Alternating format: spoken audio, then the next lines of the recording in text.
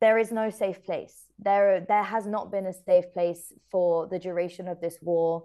There is no advice that we have to offer. There's nowhere we can suggest or recommend for people to go for safety.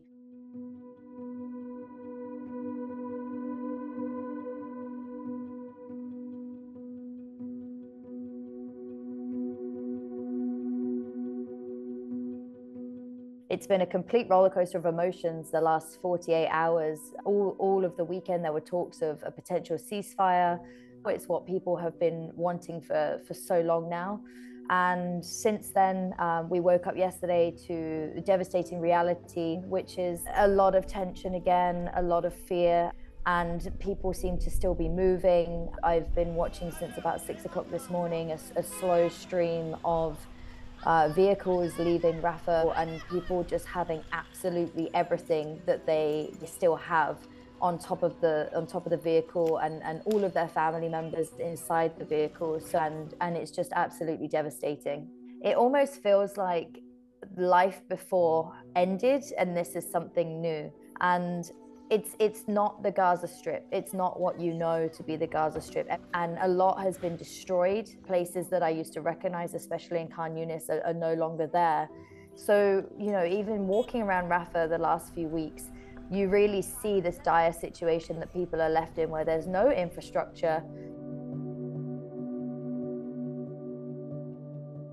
Every direction you look, as far as you can see, there is just buildings flattened, and anything still remaining is a skeleton.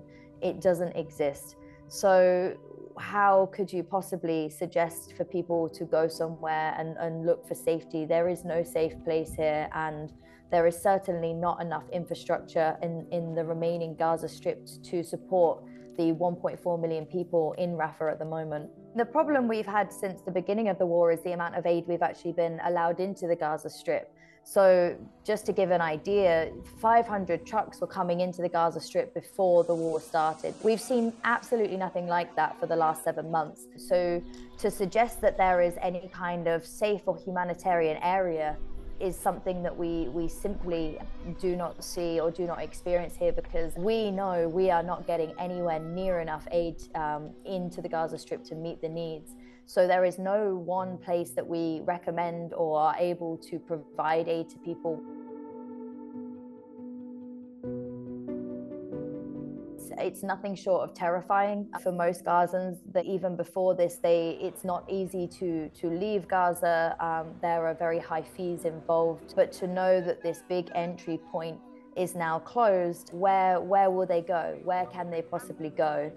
Back up north, where there's more damage and destruction. For us running the humanitarian operation here, it's absolutely diabolical to think that there will be no aid coming in. For the last 2 days now, we have not had aid or fuel come to the Gaza Strip. So how we are going to manage to continue a humanitarian response while there is this military operation near and within the border area is a really, really terrifying problem for us to have to face.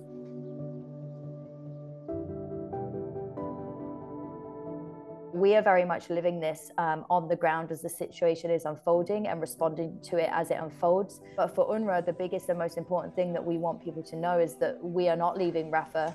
There is just an abundance of need. Everyone has lost everything. Everyone I speak to here, they tell me, my story is the same. It's not different. My story is the same story as this person's story. I lost everything. I have nothing. So there's an unbearable suffering and grief, shared grief and shared trauma in the population here as well. And now they are forced to be displaced again. They want to go back to their homes, even if it's rubble. Even if the home is not there anymore, I want to go home to my land. I want to build my house again, if that's what it needs. And that is the overwhelming feeling that people have here. They really need a ceasefire. They're really hoping for a ceasefire. And it really is the only hope to end this nightmare that they continue to live.